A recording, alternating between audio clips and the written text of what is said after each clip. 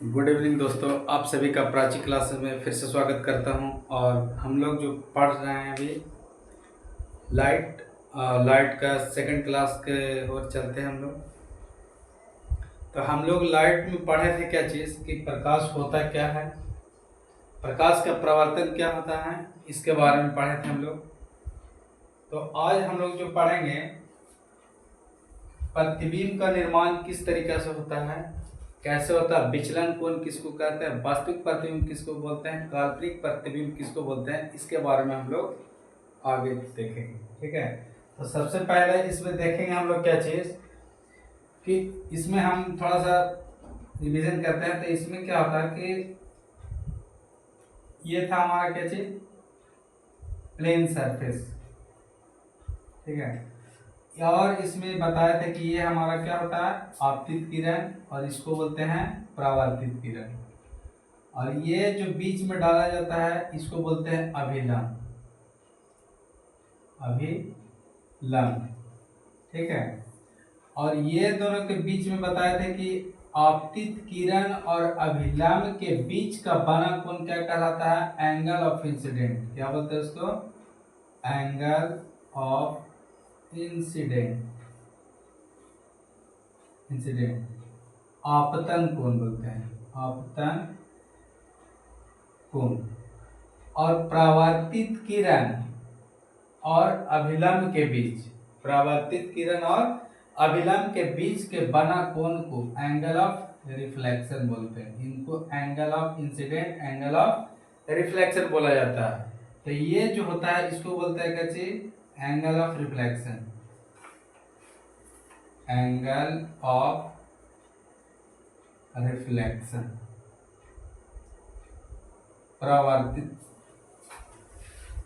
प्रवर्तन कोण। ठीक है, प्रवर्तन कोण बोला था। यहां तक हम लोग पढ़ चुके थे। ठीक है, इतना पढ़ चुके थे। प्रवर्तन के कितने रूल होते हैं, नियम कितने होते थे इसको, तो एंगल ऑफ इंसिडेंट बराबर एंगल ऑफ रिफ्लेक्शन। और सेकंड रूल क्या होता है कि आपतित किरण, आपतित किरण और परावर्तित किरण के बीच में डाला गया अभिलंब, ठीक है, तीनों एक ही प्लेन पे होते हैं, एक ही सतह पर होते हैं। ठीक है, इतना चीज। इसके बाद जो हम लोग पढ़ेंगे क्या चीज कि प्रवर्तन जो होता है ये कितने प्रकार का होता है। ठीक है, ये चीज तो हम लोग पढ़ चुके थे पिछले क्लास में। अब हम लोग जो पढ़ेंगे कि प्रवर्तन, तो प्रवर्तन कितने प्रकार के होते हैं, प्रवर्तन कितने प्रकार के होते हैं। ठीक है, प्रवर्तन जैसे रिफ्लेक्शन होता है कितने प्रकार के, तो रिफ्लेक्शन जो होता है, प्रवर्तन जो होता है दो प्रकार से होता है। प्रवर्तन दो प्रकार के होते हैं। ठीक है, फर्स्ट में क्या होता है, नियमित, ठीक है, रेगुलर, इसको बोलते हैं नियमित प्रवर्तन। ठीक है, रेगुलर रिफ्लेक्शन। ठीक है, सेकंड में क्या लिखेंगे, अनियमित,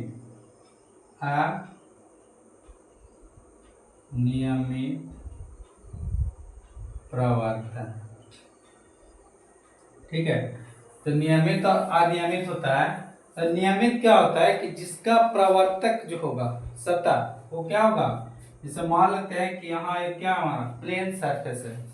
ठीक है, और जब प्लेन सरफेस है तो यहाँ से अगर रे को हम इस तरीके से भेजते हैं तो इस तरीके से रिफ्लेक्ट करेगा। इंसिडेंट हो रहा है तो रिफ्लेक्ट इस तरीके से होगा, अगर इस एंगल से दे रहे हैं तो इस तरीका से करेगा रिफ्लेक्ट, यहां से ऐसे दे रहे हैं तो इस तरीका से कर रहा है रिफ्लेक्ट, ठीक है, इस तरीका से। तो कहने का मीन्स क्या है हमारा कि इसका जो सरफेस है, इसका जो सरफेस है, रिफ्लेक्शन सरफेस है, वो क्या है, तो प्लेन है एकदम, ठीक है। जब प्लेन है तो हम जानते हैं कि प्लेन सरफेस जिसका चिकना जितना ज्यादा क्या रहेगा, चिकना रहता है, ठीक है, जिसका प्रवर्तक सतह जितना चिकना रहता है उतना ही अच्छा उसमें क्या होता है, रिफ्लेक्शन होता है। तो इसमें देख रहे हैं कि ये जो प्लेन सरफेस है, ठीक है, जो प्लेन सरफेस है ये क्या है, तो चिकना है, ठीक है। तो चिकना है तो क्या होगा, यहां से ये इस तरीके से रिफ्लेक्ट करेगा, ठीक है। अगर यही चीज हम क्या देखते हैं अनियमित सरफेस में, तो अनियमित इस तरीके से मान लें कि हमारा सरफेस है, ठीक है, तो इस तरीके से हम अगर लाइट को देते तो इस तरीके से ऐसे जाएगा, फिर ऐसे देते तो इस तरीके से जाएगा, फिर इधर देते तो ऐसे जाएगा, मतलब इसमें जो है किसी प्रकार का क्या होगा, जो रिफ्लेक्शन होगा इक्वल नहीं होगा। तो जो परावर्तन होता है, परावर्तन कितने तरीके से होता है, तो दो तरीका से होता है, एक होता है नियमित और एक होता है अनियमित, जिसको इंग्लिश में बोलते हैं रेगुलर रिफ्लेक्शन और irregular surface, irregular reflection, irregular reflection, ठीक है। जैसे मान लेते हैं कि हमारा जैसे लीजिए कांच में, ठीक है, तो कांच में कैसा होगा हमारा, तो रेगुलर सरफेस, ठीक है, रेगुलर रिफ्लेक्शन होगा इसमें। और जैसे मान लेते हैं हम कि वॉल को लेते हैं, दीवार को लेते हैं, तो दीवार में क्या होता है, रफनेस होता है, रफनेस होता है। जब दीवार में रफनेस होगा तो उसका जो कण होगा, ठीक है, तो इसमें जो कण होता है, तो जैसे मान लेते हैं कि घर में हम लोग देखते हैं क्या चीज की पुताई किया रहता है, ठीक है, जब उसमें पेंट किया हुआ रहता है तो पेंट वाला और एक ऐसे जो प्लास्टर वाला रहता है, दोनों में जब लाइट को जलाते हैं तो दोनों में काफी अंतर देखने को मिलता है, क्योंकि उसके अंदर जो क्या होता है, इरेगुलर सरफेस होता है, ठीक है, अनियमित होता है। जैसे मान ले कि एक पेंट किया हुआ वॉल है, दीवार जो है एक पेंट किया हुआ है, तो पेंट को है तो उसके अंदर तो ये क्या पेंट वाला जो कण है वो तो इक्वल आ गया, प्लेन सरफेस हो गया। लेकिन वही चीज हम देखते हैं सिर्फ प्लास्टर किया हुआ, तो उसमें इरेगुलर सरफेस बनाता है, अनियमित परावर्तन बनाता है, जिसके कारण उसमें लाइट जो है सही से रिफ्लेक्ट नहीं कर पाता है, ठीक है। तो इसी के कारण क्या होता है इसमें कि लाइट जो है उसका जो रे होता है इधर उधर क्या होता है, विचलित हो जाता है, ठीक है, जिसके कारण वो सही से परावर्तन नहीं कर पाता। लेकिन वही जब हम पेंट किया हुआ बॉल पे देखते हैं तो सारे लाइट को क्या कर देता है, रिफ्लेक्ट कर देता है, सारे रे को रिफ्लेक्ट करता है, इसलिए हमको क्या दिखाई देता है, ज्यादा चमकीला दिखाई देता है, ठीक है। आगे चलते हैं हम लोग, ये रेगुलर और ये इरेगुलर आशा करते हैं कि आपको समझ में आ गया होगा। आगे चलते हैं हम लोग,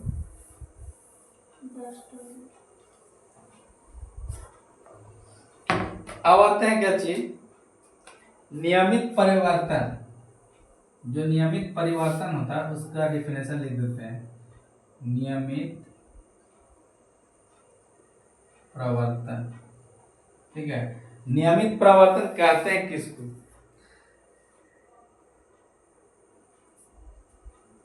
जब प्रकाश का प्रवर्तन, जब प्रकाश का प्रवर्तन, जब प्रकाश का प्रवर्तन चिकनी सतह से होता है, क्या होता है, चिकनी सतह से होता है। जब प्रवर्तक क्या होता है, जब प्रकाश चिकनी सतह से क्या होता है, चिकनी सतह से होता है, तो प्रकाश के किरणें, तब प्रकाश की किरणें, तब प्रकाश का जो किरण होता है, ठीक है, प्रकाश की किरणें प्रवर्तन के बाद, प्रवर्तन प्रवर्तन के बाद, ठीक है, बोल रहा है क्या चीज कि जब प्रकाश का प्रवर्तन चिकनी सतह से होता है तब प्रकाश की किरणें प्रवर्तन के बाद एक दूसरे के समानांतर होता है। क्या होता है? एक दूसरे के समानांतर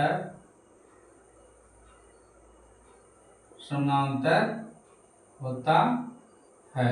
ठीक है, बोल रहा है क्या कि जब प्रकाश का प्रवर्तन चिकनी सतह से होता है, जब प्रकाश का प्रवर्तन चिकनी सतह से होता है तब प्रकाश की किरणें प्रवर्तन के बाद एक दूसरे के समानांतर होता है। जैसे अभी हम बताएं क्या चीज, ये हमारा क्या है, चिकनी सतह है, तो लाइट इस तरीके से आ रहा है तो इस तरीके से रिफ्लेक्ट करेगा। अगर यहां से लाइट को दे रहा है तो इस तरीके से रिफ्लेक्ट करेगा। अगर इस तरीके से लाइट दे रहा है तो इस तरीके से रिफ्लेक्ट करेगा। ठीक है, तो यहाँ पे देख रहे हैं क्या चीज कि रिफ्लेक्ट जो कर रहा है, ठीक है, सारे क्या हो रहा है, एक जैसा।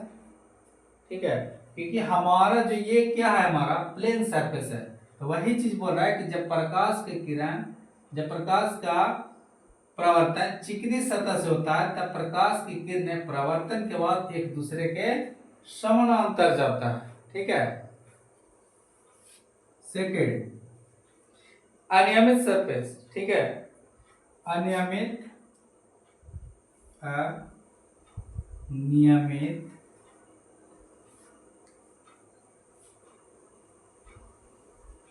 प्रवर्तन। ठीक है, अनियमित प्रवर्तन क्या होगा कि जब प्रकाश का प्रवर्तन, जब प्रकाश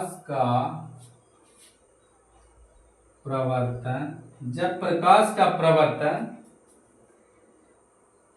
खुरदरी, ठीक है, खुरदरी सतह से होता है तब प्रकाश की किरणें, ठीक है, जब क्या बोल रहा है कि जब प्रकाश का प्रवर्तन खुरदरी सतह से होता है तब प्रकाश का जो किरण है, ठीक है, प्रवर्तन के बाद, इसके बाद, तो प्रवर्तन के बाद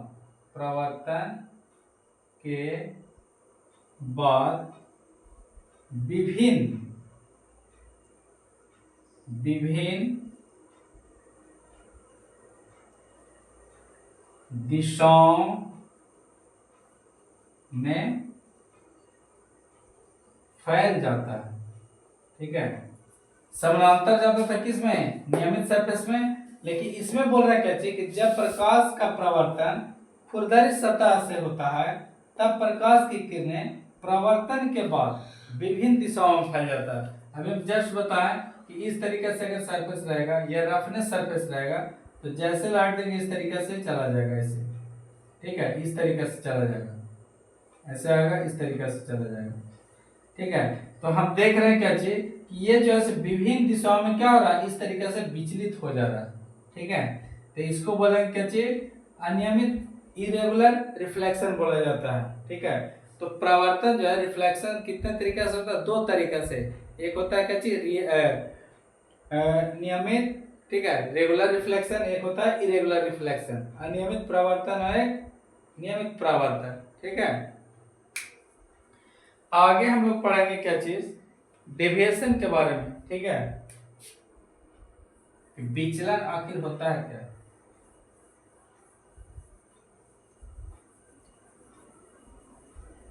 क्या पढ़ेंगे, विचलन। ठीक है, विचलन क्या होता है इसके बारे में, विचलन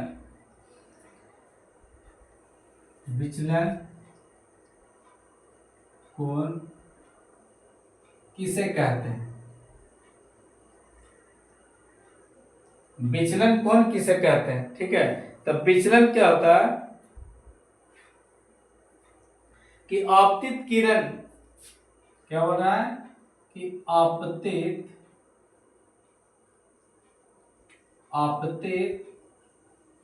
किरण, क्या बोल रहा है कि आपतित किरण के आपतित किरण के बढ़ाए गए, ठीक है, आपतित किरण के बढ़ाए गए भाग,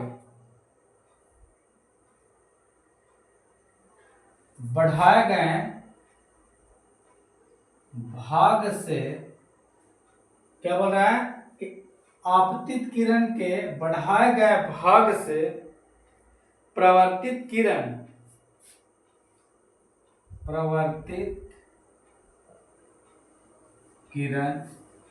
आपतित किरण के बढ़ाए गए भाग से परावर्तित किरण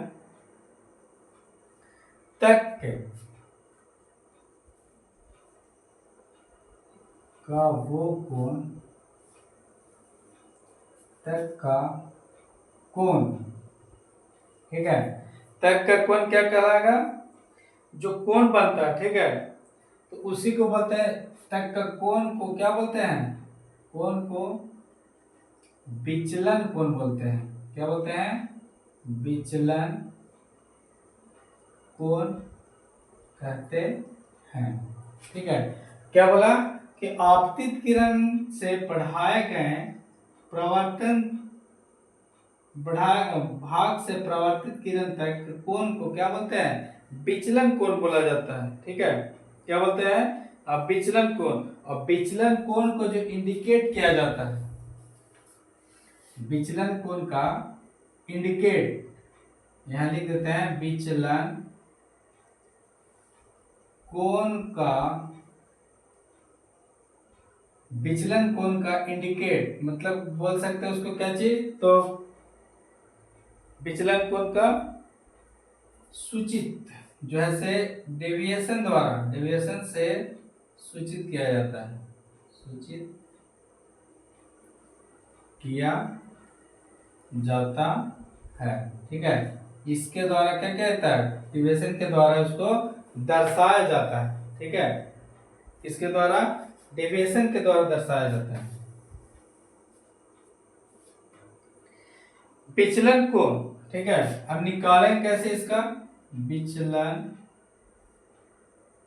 कोण, ठीक है, विचलन कोण को निकालते हैं कैसे, तो 180 माइनस 2i, ठीक है, ये जो फॉर्मूला है क्या बोल रहा है कि 180 माइनस 2i, और यहाँ पे जो i इंडिकेट कर रहा है, ठीक है, तो i क्या करेगा, तो एंगल ऑफ इंसिडेंट, ठीक है, एंगल ऑफ इंसिडेंट, ठीक है, आपतित किरण को क्या करता है, ये दर्शाता है। जैसे मान लेते हैं एग्जाम्पल क्या है, ठीक है, एग्जाम्पल एक बताते हैं कि आपतन कोण जो है, क्या बोल रहा है कि आपतन कोण, आपतन कोण 60 डिग्री है, तो विचलन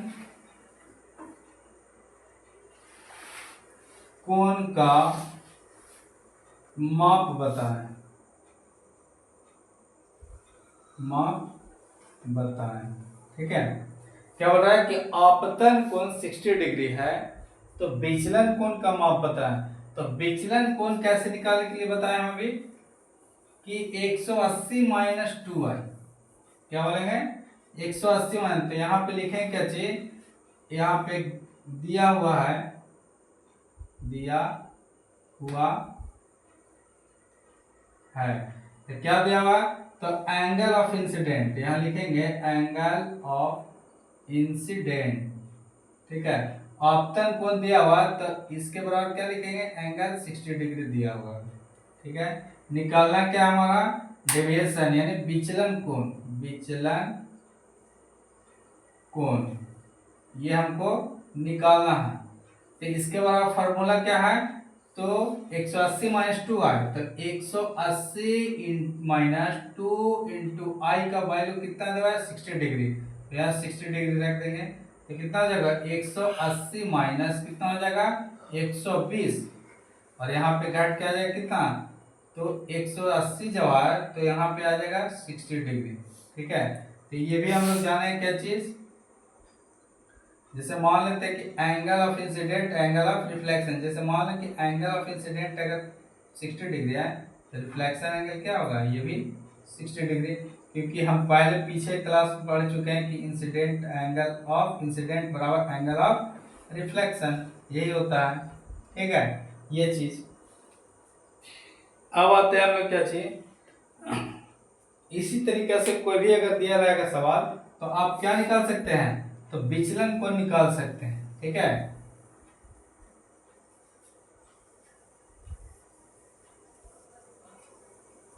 अब हम लोग जो पढ़ेंगे प्रतिबिंब, क्या होता है, प्रतिबिंब।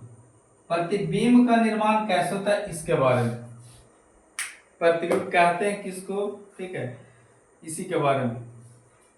तो प्रतिबिंब जो होता है, जैसे मान लेते हैं कि यहाँ पे हम क्या कर रहे हैं कि इस तरीके से हम लाइट को जलाए हुए हैं। ठीक है, यहाँ से हम क्या कर रहे हैं, लाइट को दे रहे हैं। तो लाइट के दे रहे हैं तो लाइट तो यहाँ से इधर तक क्रॉस कर रहा है, ऐसे इस तरीके से आ रहा है, लाइट इस तरीके से जा रहा है। ठीक है, अगर इसके बीच में, ठीक है, लाइट किसी बिंदु स्रोत से जब प्रकाश आता है उसके बीच में हम क्या डाल देते हैं, अपारदर्शी वस्तु को, क्या डाल देते हैं, अपारदर्शी वस्तु, जिससे लाइट जो है आर पर नहीं जाएगा। ठीक है, जब इसको रखते हैं तो लाइट तो हमारा इस तरीके से जाकर क्रॉस कर रहा है, इस तरीके से आ रहा है और जा रहा है।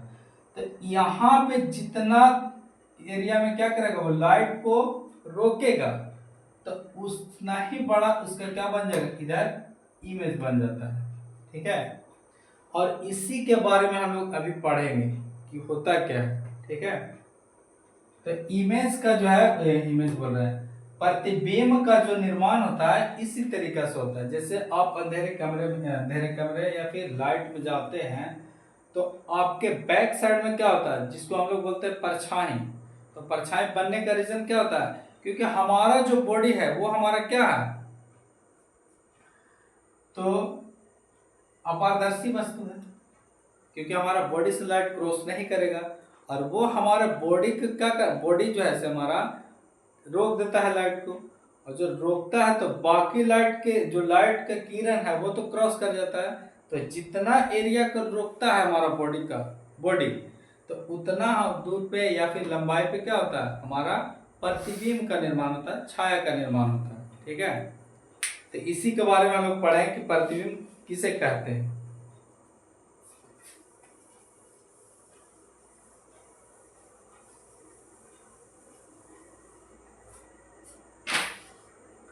यहाँ पे लिखे क्या चाहिए कि प्रतिबिंब किसे कहते हैं। ठीक है, प्रतिबिंब किसे कहते हैं, तो किसी प्रकाश स्रोत से, किसी प्रकाश स्रोत से आ रही प्रकाश की किरणें, आ रही प्रकाश की किरणें, क्या बन रहा है कि किसी प्रकाश स्रोत से आते प्रकाश की किरणें परावर्तन या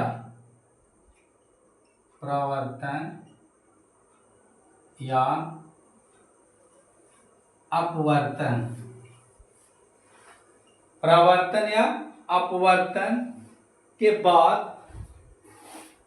परावर्तन या अपवर्तन के बाद जिस बिंदु पर मिलती है, या जिस बिंदु पर क्या होती है, मिलती है, या मिलती हुई, या क्या, तो मिलती हुई या मिलती हुई प्रतीत होती है।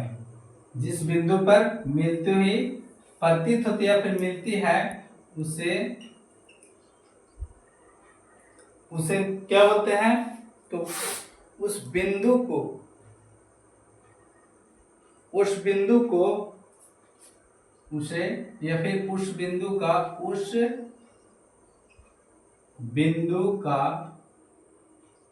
उस वस्तु का उस बिंदु को उस वस्तु का प्रतिबिंब बोलते हैं। प्रतिबिंब बोलते हैं या फिर कहते हैं, प्रतिबिंब कहते हैं। ठीक है, क्या बोलेंगे? प्रतिबिंब कहेंगे। क्या बोला कि किसी प्रकाश स्रोत से आ रही प्रकाश की किरणें प्रवर्तन या अपवर्तन के बाद जिस बिंदु पर मिलती है या मिलती हुई प्रतीत होती है, उससे उस वस्तु को क्या बोला जाता है? प्रतिबिंब बोला जाता है। अब प्रतिबिंब है, जैसे प्रतिबिंब हो गया। अब प्रतिबिंब जो है से कितने प्रकार के होते हैं? 2 प्रकार के होते हैं। प्रतिबिंब कितने प्रकार के? तो 2 प्रकार के होते हैं। यहाँ पे लिखेंगे कि प्रतिबिंब 2 प्रकार के होते हैं। प्रतिबिंब 2 प्रकार के होते हैं। ठीक है, प्रतिबिंब कितने प्रकार के होते हैं? तो प्रतिबिंब जो है से 2 प्रकार के होते हैं। प्रतिबिंब कितने प्रकार के? 2 प्रकार के। पहला क्या होता है? एक होता है वास्तविक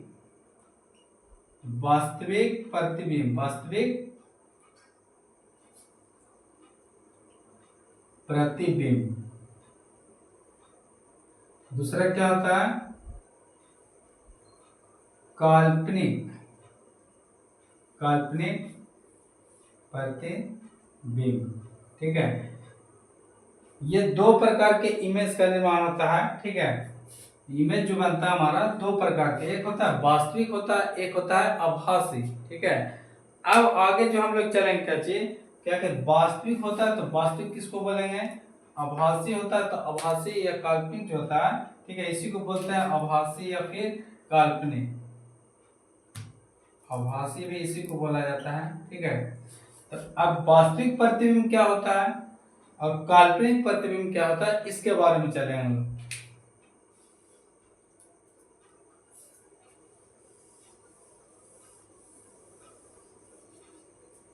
तो वास्तविक प्रतिबिंब यहाँ लिखेंगे क्या चीज पहला में कि वास्तविक प्रतिबिंब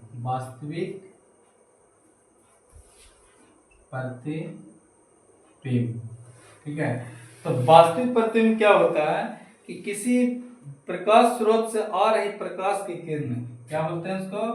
किसी प्रकाश स्रोत से आती हुई प्रकाश के किरणें प्रवर्तन या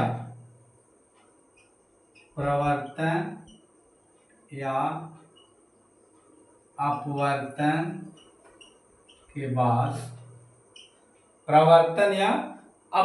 के बाद जिस बिंदु पर, क्या बोलते हैं?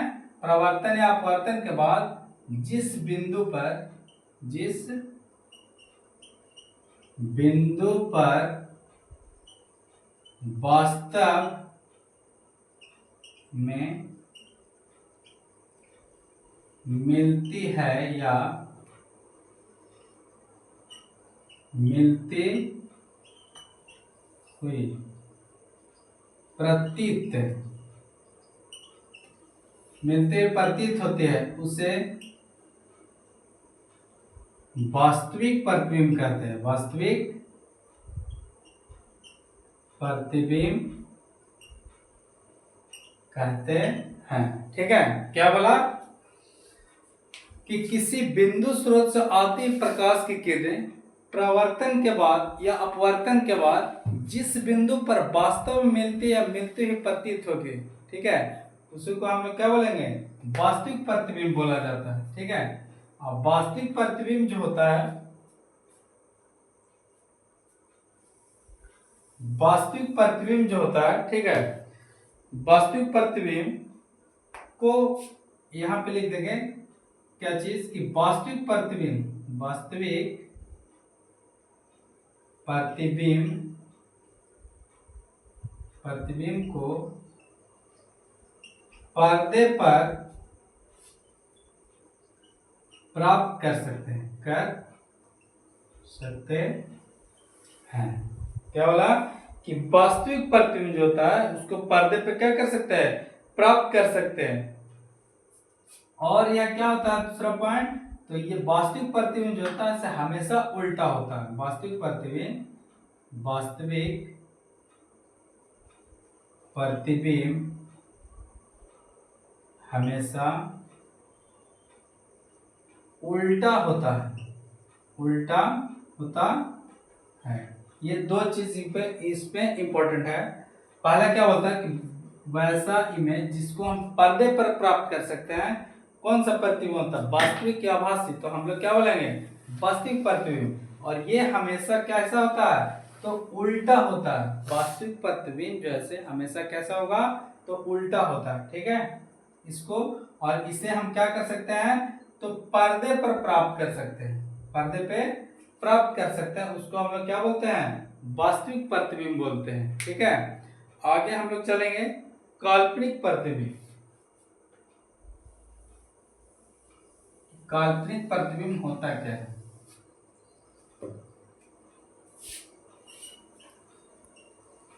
काल्पनिक प्रतिबिंब, तो काल्पनिक जिस तरीके से हम क्या पढ़े थे कि किसी प्रकाश स्रोत से आते ही प्रकाश की किरणें प्रवर्तन या अपवर्तन के बाद जिस बिंदु पर वास्तव में मिलती है या मिलती हुई प्रतीत होती है, उसी को हम लोग क्या बोलते हैं, वास्तविक प्रतिबिंब बोला जाता है। तो काल्पनिक में भी क्या होगा कि किसी बिंदु स्रोत से आते ही प्रकाश की किरणें प्रवर्तन या अपवर्तन के बाद जिस बिंदु पर मिलती हुई प्रतीत होती है, ठीक है, उसमें क्या वास्तव में मिल रही थी, लेकिन इसमें मिलती हुई प्रतीत होती है, उसी को हम लोग क्या बोलेंगे, आभासी प्रतिबिंब या काल्पनिक प्रतिबिंब बोलते हैं, ठीक है।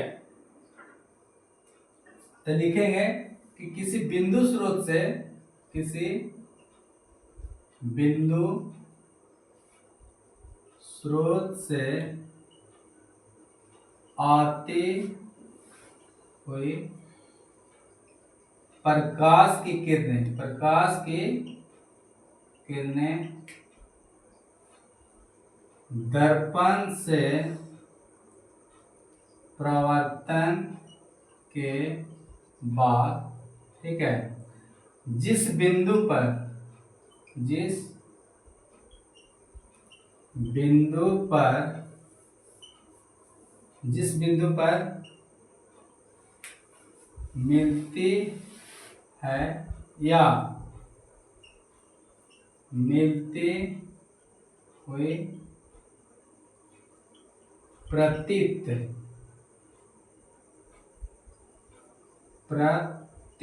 होती है, प्रतीत होती है, उसे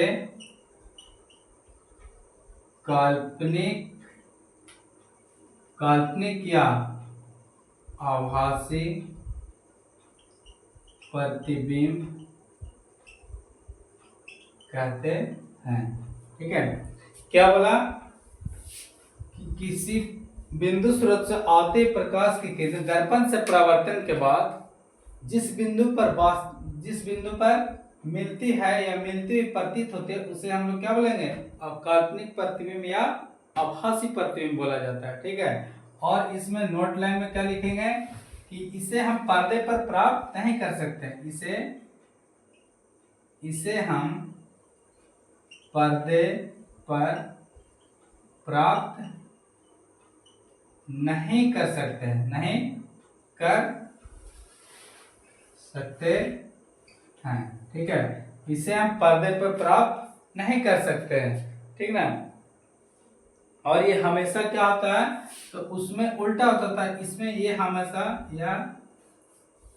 हमेशा सीधा प्रतिबिंब बनता है। कैसा बनेगा, सीधा प्रतिबिंब, सीधा प्रतिबिंब बनाता है। ठीक है, जब ये क्या बनाएगा, सबसे पहले इसे पर्दे पर प्राप्त नहीं कर सकते हैं, और ये हमेशा कैसा बनाता है, तो सीधा प्रतिबिंब बनाता है। ये चीज ध्यान रखना है। ठीक है, अब इसमें आगे क्या पूछेगा कि दोनों में अंतर क्या होता है। ठीक है, ये बहुत बार क्या पूछा है, तो एग्जाम में 10 का बोर्ड में जो पूछा है कि वास्तविक प्रतिबिंब, वास्तविक प्रतिबिंब और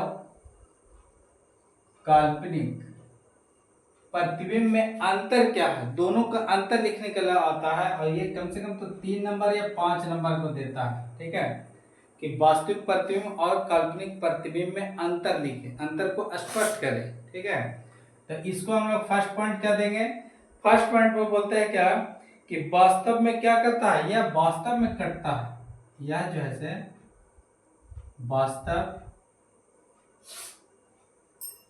वास्तविक में कटता है। ठीक है, वास्तव में कटता था, जिस बिंदु पर आकर वास्तव में मिलता था या कटता, वही उसी को बोलते हैं क्या चीज, वास्तविक प्रतिबिंब। और इसे हम पर्दे पर प्राप्त कर सकते हैं, इसे हम पर्दे पर प्राप्त कर सकते हैं। तीसरा क्या लिखेंगे, यह हमेशा उल्टा प्रतिबिंब बनता है, उल्टा प्रतिबिंब बनाता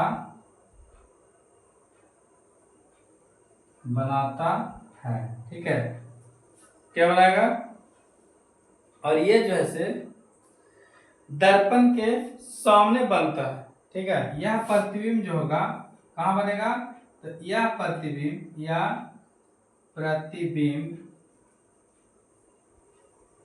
दर्पण के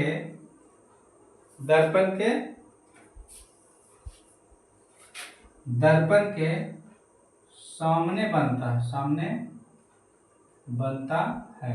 ठीक है, तो अब जैसे मान लेते हैं कि हमको क्या हो गया, एक चीज याद है, सिर्फ एक को याद करना, वास्तविक कीजिए या फिर आभासी कीजिए। ठीक है, काल्पनिक कीजिए, काल्पनिक या आभासी इसी को बोलते हैं। ठीक है, आभासी इसी को बोला जाता है।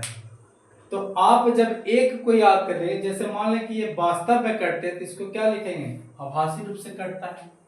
इसमें क्या लिखेंगे कि इसे हम पर्दे प्राप्त कर सकते हैं, तो इसमें क्या लिखेंगे सेकंड पॉइंट में कि इसे हम पर्दे पर प्राप्त नहीं कर सकते हैं।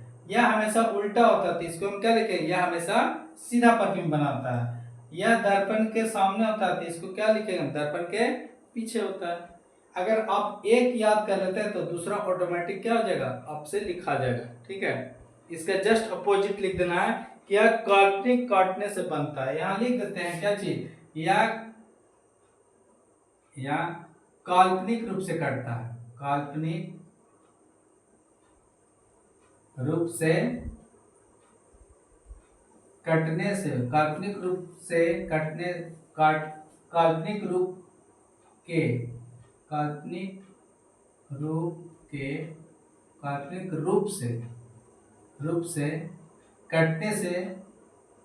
से बनता है।